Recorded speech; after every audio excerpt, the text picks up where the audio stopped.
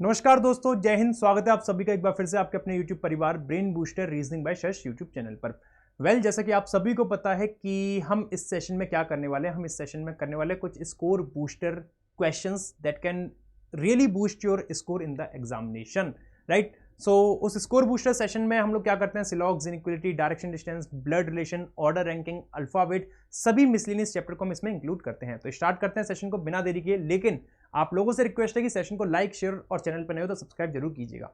इस क्लास की पीडीएफ आपको हमारे टेलीग्राम चैनल से मिल जाएगी, जिसकी लिंक हमने यहाँ पे दे रखी है। ये टेलीग्राम चैनल है, इसकी लिंक कमेंट बॉक्स और डिस्क्रिप्शन दोनों जगह पे अवेलेबल है। आज अपना जो सेशन है वो है 14th सेशन। 13 पार्ट ऑलरेडी हम कंप्लीट कर चुके हैं और देखते हैं क्या खास है आज के सेशन में। एज यूजुअल इनइक्वालिटी के क्वेश्चंस के साथ हम लोग स्टार्ट कर रहे हैं इस सेशन को। O ग्रेटर H मांगा, बोल रहा है O ग्रेटर है H से। तो देखो O से लेके H तक जाऊंगा, O से लेके H तक गया, सारे सिंबल O की तरफ। पहली प्रायोरिटी मांगी थी, ये मिल रहा है तीसरा, दूसरा, दूसरा, 3 और 2 में 2 को चुनोगे तो ये पहला हो गया गलत। आंसर आएगा O greater than equal H। H K के इक्वल बोल रहा है भाई, क्या बोल रहा है? H K के इक्वल है क्या? K ये गया, H ये गया, K और H में क्या रिश्ता बनेगा? K greater than equal H, K greater than equal H बनेगा, तो ये भी क्या हो गया? गलत हो गया। अब कहीं ना कहीं आपके मन में आ रहा होगा, कि सर ये ईदर और का केस तो नहीं है। कहीं ना कहीं आपके मन में आ रहा होगा ये ईदर और का केस तो नहीं है। बताओ, ईदर और केस लग रहा है क्या? बिल्कुल लग रहा होगा। O किसके इक्वल है? K के। तो इस K की जगह पे अगर मैं O कह दूं तो कोई दिक्कत हो जाएगी क्या? K की जगह पे अगर मैं O कह दूं कोई दिक्कत होगी? कोई दिक्कत नहीं होगी। O ग्रेटर H आ रहा है, O इक्वल H आ रहा है, एलिमेंट सेम हो गए, दोनों कंक्लूजन गलत हैं। अब मैंने आपको जब पढ़ाया था इनइक्वालिटी में, आप वीडियो देखना, यूट्यूब पे मैंने अब प्लेलिस्ट दे रखी है, उसमें इनइक्वालिटी की वीडियो है, आप उसमें देखना। ईदर और केस, ये वाला केस जो है O greater than equal H, O और H में एक इंडेफिनिट रिश्ता मिल रहा है। इंडेफिनिट क्या है? ग्रेटर देन इक्वल H, जिसका मतलब क्या होता है? O या तो ग्रेटर होगा या O इक्वल होगा। यही मतलब होता है ना ग्रेटर देन इक्वल का। तो यही तो दे रखा है, ग्रेटर और इक्वल। और जहां या पे बात आ जाए, जहां या लग जाए, वही आंसर अपना क्या हो जाता है? ईदर। आंसर क्या होगा? ऑप्शन नंबर ई, ईदर। ये मोस्टली बच्चे नीदर लगा के आएंगे एग्जाम में, मैं गारंटी दे रहा हूं। मेरे पास बच्चों के डाउट भी आते हैं कि सर ये ईदर और कैसे हो गया। मैं कहूंगा भाई देखो ना, यहाँ पे O किसके इक्वल है? K के। तो O का हो या K, दोनों बात सेम है, तो एलिमेंट सेम ऐसे हो रहे हैं यहाँ पे। उम्मीद करता हूँ कि क्लियर हुआ होगा। सेकंड क्वेश्चन आप लोगों के सामने ये गया, D greater than equal C दे रखा है। अब देखो सेकंड प्रायोरिटी का मांगा है D से लेके C तक जाने में। D ये गया, C ये गया। D से C तक जाने में सारे सिंबल D की तरफ है। पहला पार्ट सॉल्व हो गया कि हमें सिंबल फेसिंग देखना था, जो कि है। सेकंड प्रायोरिटी का मांगा, यहाँ पे सेकंड और फर्स्ट मिल रहा है, और जहां पे फर्स्ट मिल जाए पहली प्रायोरिटी हम फर्स्ट को ही देते हैं, तो ये हो गया गलत। E ग्रेटर F, E से F तक जाऊंगा, फर्स्ट प्रायोरिटी सिंबल मिल रहा है और फेसिंग है E की तरफ। E से F तक जब मैं आया, E से F तक आया, सारे सिंबल E की तरफ, लेकिन यहाँ मिल रहा है सेकंड, यहाँ मिल रहा है थर्ड। सेकंड थर्ड में किसको चुनोगे? सेकंड को, तो ये भी हो गया गलत। और यहाँ पे फर्स्ट मांगा था इसलिए, तो आंसर आएगा इसका नाइदर 1 नॉर 2 इज ट्रू। तीसरा बोला है K B के बराबर है। K B के बराबर है क्या? नहीं है। K तो W के बराबर है, K तो W के बराबर है, तो K B के बराबर कैसे हो जाएगा? पहला हो गया गलत। फिर दूसरा कह रहा है H ग्रेटर Q। H और Q में रिश्ता हम कैसे बनाएंगे बताओ? बन ही नहीं पाएगा मेरे हिसाब से। तो बन सकता है क्या? बन सकता है। H किसके इक्वल है? B के। इस B की जगह पे H रख दूं तो H से Q तक गए, और N किसके इक्वल है? Q के। तो H ग्रेटर Q बन गया, यही तो मांगा था। दूसरा हो गया ट्रू। आंसर होगा only 2 is true, D. Fourth, चौथे में बोल रहा है H greater than equal Q, मतलब H की तरफ सिंबल फेसिंग है सेकंड प्रायोरिटी का। लेट्स सी H से लेके Q तक क्या बनता है। देखो H से Q तक जाऊंगा तो मेरे को सब जगह पे या तो सेकंड प्रायोरिटी मिलनी चाहिए, मतलब एटलीस्ट एक जगह पे सेकंड प्रायोरिटी, और बाकी सब थर्ड मिल जाए चलेगा। लेकिन फर्स्ट प्रायोरिटी अगर आ गई तो आंसर अपना फर्स्ट प्रायोरिटी में ही आएगा। अब वो H कहीं देने का, यहां दे रखा, और यहां पे फर्स्ट प्रायोरिटी मिल गई है, तो ये तो वैसे ही गलत हो गया, चेक करने की आगे जरूरत ही नहीं है, वैसे ही गलत हो गया। फिर बोल रहा है Y ग्रेटर L, और फर्स्ट प्रायोरिटी सिंबल है Y से L तक जाने में। तो देखो ना, Y किसके इक्वल है? J के। Y और कहीं दे रखा है? Y कहीं नहीं दे रखा। इस Y को यहां रख लो, क्योंकि यहां से Y से जाऊंगा तो हो नहीं पाएगा, सिंबल फेस नहीं कर रहा, तो यहां से जाओ। Y Q पे आ गए, Y Q, Y से Q, Q से P और P से L, सारे सिंबल Y की तरफ हो गए, है ना। फर्स्ट प्रायोरिटी मांगी थी, फर्स्ट प्रायोरिटी यहां मिल गई, सेकंड ट्रू हो जाएगा, आंसर होगा। अच्छा, इसमें हमसे क्या पूछा है? एक मिनट, ये तो ट्रू हो गया, और हमसे पूछा है ऑप्शन क्या दे रखा है? देखो ध्यान से पढ़ो। अरे भाई पहले मैंने गलत तो नहीं कर दिया? नहीं, यहाँ तो ट्रू ही चल रहा है। यहाँ देखो क्या दे रखा है, 1 इज नॉट ट्रू के ऑप्शन दे रखे हैं। 2 इज नॉट ट्रू, बट 2 तो ट्रू आ रहा है, तो हमें नॉट ट्रू बताना है ना ऑप्शन में, तो आंसर ए होगा इसका। ध्यान से देखो, ऑप्शन बड़े दुष्ट हैं। हम एग्जाम में इस नॉट को ना इग्नोर करने वाले हैं। हम इस नॉट को एग्जाम में इग्नोर करने वाले हैं फॉर श्योर, डेफिनेटली हम इग्नोर करने वाले हैं। तो थोड़ा ध्यान से हमें पढ़ना है और ध्यान से केयरफुली करना है, जल्दबाजी नहीं, जल्दबाजी नहीं भाई। 1 is not true, 1 is not true, तो आंसर ए होगा इसका, ठीक है। 5वां, ये आप मुझे कमेंट करके बताना, कमेंट करके बताओ इसका आंसर क्या आएगा होमवर्क में। अगला यहां से हम स्टार्ट करेंगे सिलोगिज्म के क्वेश्चन एज यूजुअल। केवल कुछ ही इवनिंग डेंजर है। Some danger is karaoke, all karaoke is krypton. Conclusion number 1, no evening is karaoke, कोई भी इवनिंग, देखो यार इवनिंग कैरियोके में कोई रिलेशन दे नहीं रखा है, और पूरा स्टेटमेंट जब पॉजिटिव हो, पूरा स्टेटमेंट पॉजिटिव हो तो कोई भी नेगेटिव कंक्लूजन सही नहीं होगा, याद रखना, गलत, वो केवल और केवल पॉसिबिलिटी में सही हो सकता है। All danger can be krypton, सारे डेंजर क्रिप्टन हो सकते हैं, बिल्कुल हो सकता है। दूसरी बात, जब स्टेटमेंट पूरा पॉजिटिव हो तो सारी पॉसिबिलिटी सही हो जाती है, किन के अलावा, जो पहले से ट्रू है, तो सारे डेंजर क्रिप्टन में आ सकते हैं, तो आंसर क्या होगा, only 2 is true, D. Next, केवल कुछ ही रोडी लॉइन है,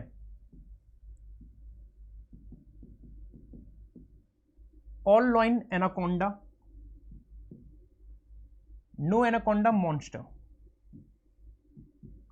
सम rowdy is not a monster, बोल रहा है कुछ रोडी ऐसे हैं जो मॉन्स्टर नहीं है। कौन से रोडी ऐसे हैं, कौन से रोडी, जो एनाकोंडा से रिश्ता बनाए बैठे हैं, जो एनाकोंडा से रिश्ता बनाए बैठे हैं, क्योंकि एनाकोंडा मॉन्स्टर का तो लड़ाई चल रहा है, तो रोडी जो एनाकोंडा के साथ रहेंगे वो रोडी मॉन्स्टर नहीं कहलाएंगे, तो सम रोडी इज नॉट मॉन्स्टर क्या हो गया, ट्रू। ऐसे नहीं समझ में आया ना, तो आप एक काम करो, ऑल चेक कर लो, जो हमेशा मैं बताता हुआ आया हूं। क्या सारे रोडी मॉन्स्टर में आ सकते हैं, नहीं आ सकते, क्यों नहीं आ सकते, क्योंकि सारे रोडी आएंगे तो एनाकोंडा का कुछ पार्ट भी आएगा, और जब ऑल गलत होगा तो सम नॉट क्या हो जाएगा, true. Some anaconda being rowdy is a possibility, कुछ एनाकोंडा रोडी हो जाए, तो कुछ एनाकोंडा तो पहले से ही है, जो पहले से उसकी पॉसिबिलिटी नहीं होती, तो ये क्या हो जाएगा, गलत, आंसर होगा only 1 is true. Only a few Santa is enjoy, केवल कुछ ही सेंटा क्या है, इंजॉय है। नो इंजॉय इज एनर्जी, कोई भी इंजॉय एनर्जी नहीं है। ओनली एनर्जी, ध्यान देना ओनली पे, ओनली मतलब होता है ऑल, और ये एक स्पेशल केस है, इसमें एलिमेंट्स आपके रिवर्स हो जाते हैं, तो बनेगा all leopard is energy, all leopard energy, और लियोपार्ड कहीं पे नहीं जाएगा, केवल और केवल एनर्जी में रहेगा। Leopard will remain in only and only energy and it will not go anywhere. Conclusion, some energy santa, कुछ एनर्जी सेंटा है, कहाँ है, मुझे नहीं दिख रही। नो सेंटा इज एनर्जी, कोई भी सेंटा एनर्जी नहीं है, सेंटा एनर्जी का कुछ दे ही नहीं रखा है। अगर बोलता कि no leopard is energy, no leopard is santa, तो वो ट्रू होता, क्योंकि लियोपार्ड किसी से रिश्ता नहीं बना सकता एक्सेप्ट एनर्जी। लेकिन एनर्जी का जो रिमेनिंग पार्ट है, एल के अलावा जो रिमेनिंग पार्ट है, उसमें कोई भी आ सकता है, तो बोल रहा है कोई भी सेंटा एनर्जी नहीं है, मैं कैसे सेंटा और एनर्जी के बारे में कह दूं, ये भी क्या हो जाएगा, गलत। अब ध्यान से इसको करो, नीदर नॉर नहीं आएगा, क्योंकि दोनों कंक्लूजन गलत है, और इनके कॉम्प्लीमेंट्री पेयर समनोट दे रखे हैं, और एलिमेंट सेम है, एनर्जी सेंटा एनर्जी सेंटा, तो आंसर क्या हो जाएगा, ऑप्शन नंबर ई, ईदर 1 और 2 are true. Next 9th question, only a few Angola is China, केवल कुछ ही अंगोला क्या है, China. Only Chinese diamond, only मतलब ऑल, तो ऑल डेनमार्क किस में आ जाएंगे, चाइना में, ये सारे डेनमार्क इधर आ गए, और ओनली का केस है तो यहां पे मैंने इसको डॉट लगा दिया ताकि मुझे पता रहे ये ओनली का केस है। कुछ चाइना फिनलैंड है, तो कुछ चाइना फिनलैंड के पास आ गए। कंक्लूजन देखते हैं, सारे चाइना फिनलैंड हो सकते हैं क्या, सारे चाइना फिनलैंड नहीं हो सकते, क्यों नहीं हो सकते, क्योंकि सारे चाइना जाएंगे तो डी भी जाएगा, और डी चाइना के अलावा कहीं नहीं जा सकता। सम डेनमार्क इज अंगोला, डेनमार्क का तो किसी से रिश्ता होगा ही नहीं, क्योंकि केवल चाइना से है, तो कुछ डेनमार्क अंगोला है, बिल्कुल नहीं है, आंसर नाइदर 1, ऑप्शन सी। ये होमवर्क में कमेंट करके बताना। नेक्स्ट, यहां से अपना हमेशा की तरह ब्लड रिलेशन का पार्ट स्टार्ट होता है, देखते हैं क्या बनेगा। L is the mother of only M and O, L माँ है केवल 2 बच्चों की, एम और ओ की। P is the daughter in law of L, P daughter in law है एल की, अगर एल की डॉटर इन लॉ कौन है, पी, तो एम और ओ में कोई एक लड़का होगा जिसकी शादी किससे होगी, पी से, तभी डॉटर इन लॉ बनेगी। पी डॉटर इन लॉ है एल की, और एल सिस्टर इन लॉ है एन की। अरे मैया, अरे भैया, पी डॉटर इन लॉ है एल की। अच्छा देखो, अभी बाद में कनेक्ट करेंगे, इसको लिख लेते हैं।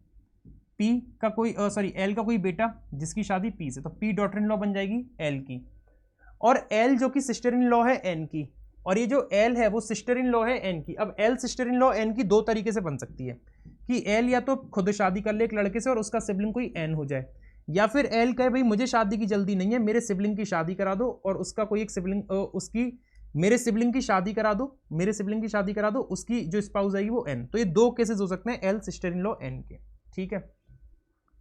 ओ is the niece of N, O niece है एन की, तो ओ तो फीमेल हो गई। अब जब ओ फीमेल हो गई, एल के 2 बच्चे थे एम ओ, एल के एक बेटे की शादी पी से होगी तो बेटा हो गया एम, एम की शादी हो गई पी से और पी हो गई फीमेल।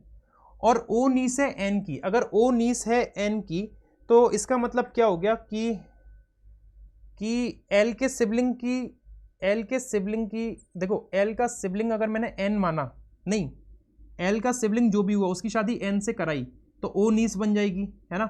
और एल की शादी किसी एक लड़के से करा दी और उसका सिबलिंग एन है तो अभी ओ नीस बन जाएगी। तो अभी कंफर्म नहीं है कैसे बनेगी, देखेंगे अभी इसको। और एन के लिए बोला है N who is an unmarried women, an unmarried women, तो एन फीमेल हो गई। अब दोनों केस में से कौन सा सही जाएगा, ये वाला, क्यों, क्योंकि एन तो अनमैरिड है और यहां तो मैरिड दिख रही है, तो ये वाला हो गया गलत। तो एल की शादी एक लड़के से कराओ, एल की शादी एक लड़के से जिसका सिबलिंग कौन होगा एन, वो क्या होगी फीमेल, तो ओ नीस हो गई एन की, ठीक है। क्यू फादर इन लॉ है पी का, पी का फादर इन लॉ कौन है क्यू, तो पी का फादर इन लॉ क्यू है तो पी के स्पाउस का पेरेंट होगा क्यू, तो क्यू आ जाएगा यहां पे।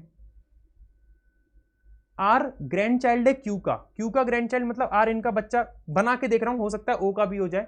आर ग्रैंड चाइल्ड है क्यू का और नेफ्यू है ओ का, नेफ्यू मतलब मेल, तो आर नेफ्यू हो गया ओ का। तो ये अपना रिलेशन इस तरीके से बनेगा, ठीक है। उम्मीद करता हूं आप लोगों ने भी सेम ब्लड रिलेशन यही बनाया होगा।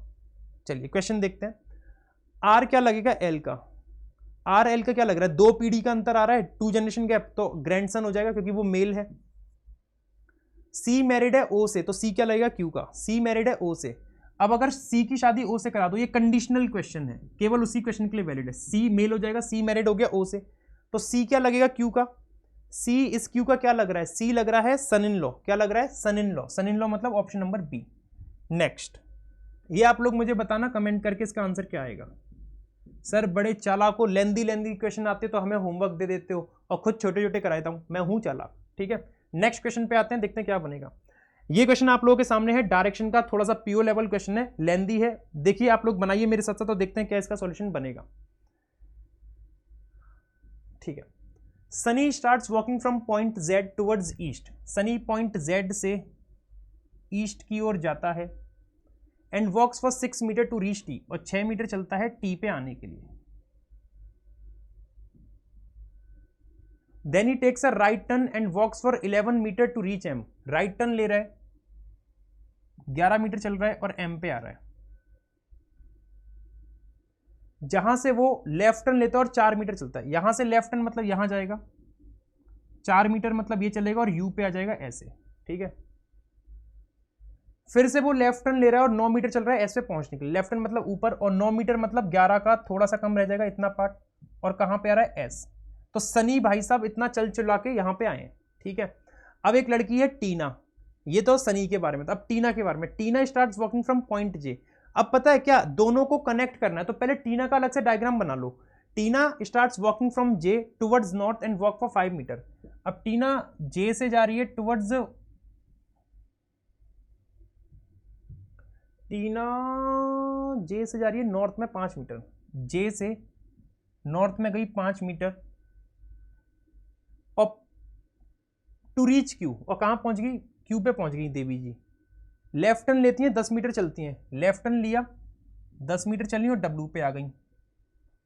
फिर से लेफ्ट टर्न लिया और 7 मीटर चली एन पे आ गई। लेफ्ट टर्न लेके यहां पे लेफ्ट टर्न लिया और 7 मीटर मतलब 5 और 2, और किस पे आ गई, एन पे आ गई, एन पे आ गई।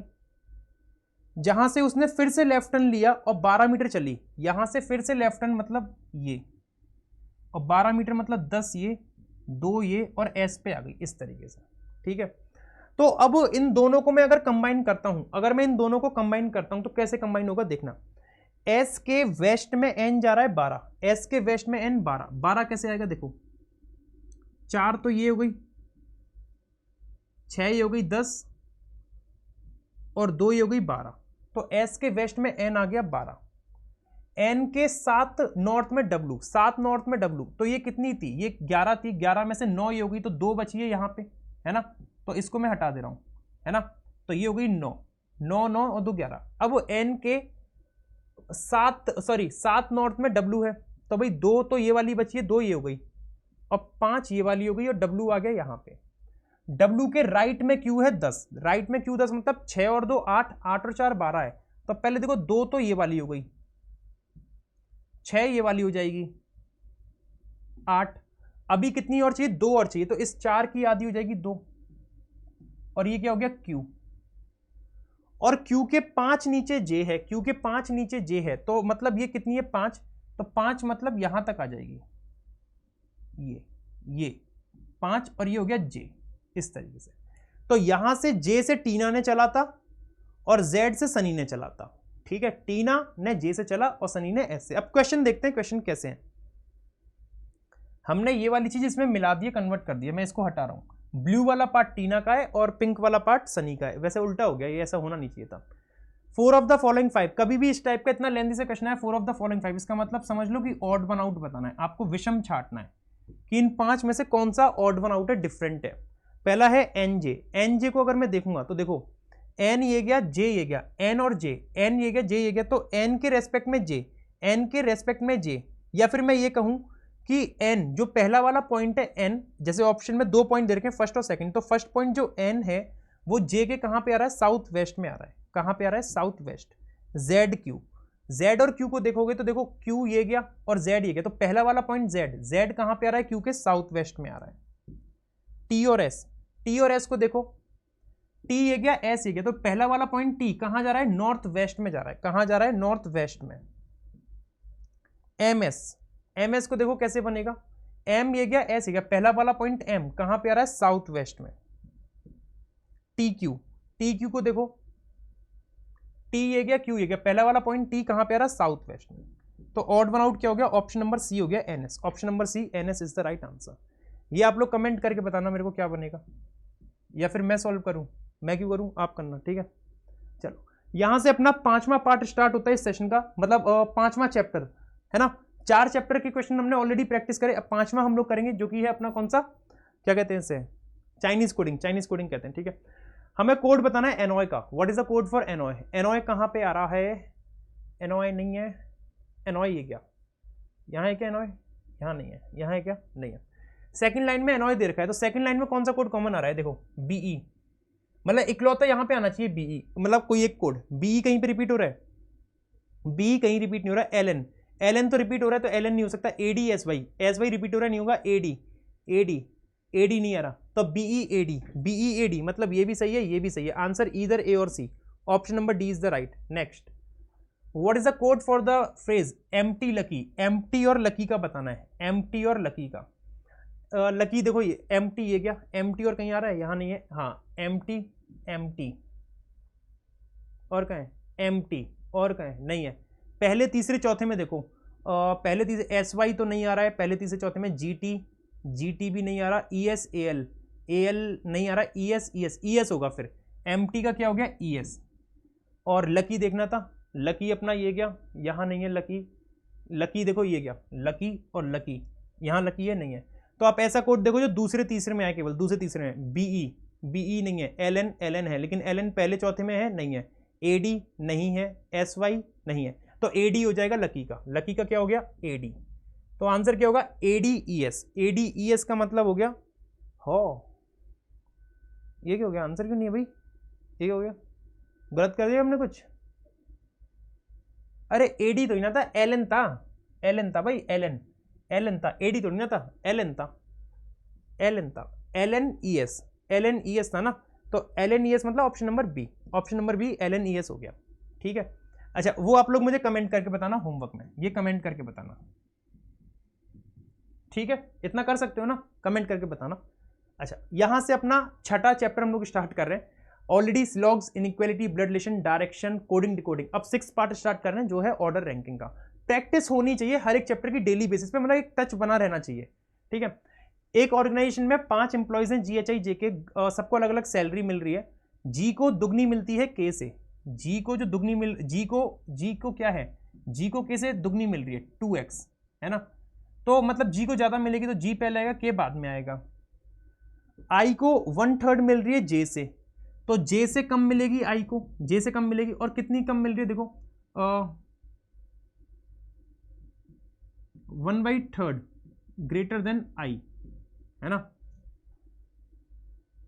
I gets 1/3 of the salary of J, ओहो सॉरी, मतलब अगर J को N सैलरी मिल रही है तो I को कितनी मिलेगी, N/3, है ना, मतलब आधी मिल रही है ना, मतलब 1/3 मिल रही है ना, तो जे को ज़्यादा ही मिलेगी। J who gets more salary than K, J को के से भी ज़्यादा मिलती है but less salary than G, लेकिन जे को जी से कम मिल रही है। तो देखो कैसे बनेगा, जी जे के, है ना, क्योंकि जे को के से ज़्यादा और जे से ज़्यादा जी को, तो ये पॉइंट तो कनेक्ट हो गया इसमें। जे को आई से ज़्यादा मिले, अब जे को आई से मतलब के और आई में कंपैरिजन नहीं पता, अब के और आई में से किसी को भी ज़्यादा मिल सकती है, देखेंगे अभी। एच को 12,000 मिल रही है जो कि 3,000 ज़्यादा है लोएस्ट सैलरी वाले से। तो कहने का मतलब ये हो गया 3 4 5, लोएस्ट सैलरी वाले से 3,000 ज़्यादा, एच को 12 मिल रही है जो कि 3,000 ज़्यादा है लोएस्ट वाले से, तो लोएस्ट वाले को 9K मिलेगी, है ना।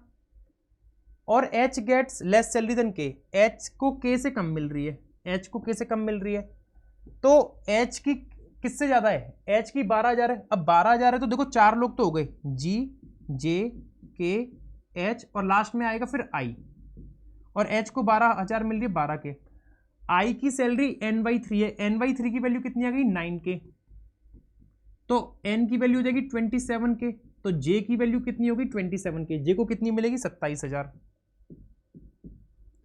और जी की दुगनी है के से, तो जी और के की वैल्यू मुझे पता नहीं है, वो बाद में पता चलेगी, बाद में पता चलेगी, ठीक है। क्वेश्चन देखो, यदि सैलरी जे और एच की सैलरी का सम 4,000 ज़्यादा है जी से, 4,000 ज़्यादा है जी से, किसकी, जे और एच की, जे और एच, तो 27 और 12 कितना हो गया, 27 और 12 39, और ये 39 4,000 ज़्यादा है किससे, जी की सैलरी से, तो जी की कितनी होगी 35, 35K हो जाएगी। और यही पूछा है, अबे के की पूछ लिया अब इसने, बड़ा बेकार आदमी है। तो जी की कितनी हो गई, तो के की तो हम वैसे भी निकाल ही सकते हैं, 12 और 27 के बीच में आएगी, नहीं निकाल सकते क्या, अच्छा जी की 35 है ना, अच्छा ये बोला देखो जी की दुगनी थी के से, तो जी की अगर 35 आ गई, 35,000 आ गई, तो के की इससे हाफ होगी, तो हाफ मतलब 17,500 हो जाएगी, कितनी होगी 17,500, 17,500 का मतलब ऑप्शन नंबर डी आ गया, ऑप्शन नंबर डी। क्वेश्चन बहुत बढ़िया था, बहुत बढ़िया सॉलिड क्वेश्चन है। 20th क्वेश्चन आप अपने आप बताना कमेंट करके, ये क्वेश्चन आप लोग अपने आप बताना कमेंट करके होमवर्क में इसका आंसर क्या आएगा, ठीक है। सेशन अच्छा लगा हो तो लाइक कर देना, शेयर कर देना, चैनल पर नहीं हो तो सब्सक्राइब कर लेना। रोज रोज मैं एक ही बात रिपीट करता हूँ, मन करता है इसलिए, ठीक है, पढ़ाने का ही मन करता है और ये करने का ही मन करता है। इस क्लास की पीडीएफ आपको इस टेलीग्राम चैनल से मिल जाएगी, जिसकी लिंक कमेंट बॉक्स डिस्क्रिप्शन दोनों जगह पे दे रखी है। आज की सेवाएं यही समाप्त करते हैं। नमस्कार दोस्तों, जय हिंद, राधे श्याम। पढ़ते रहो, सिलेक्शन लेते रहो, नाम रोशन करते रहो, बढ़िया, ठीक है, नमस्कार।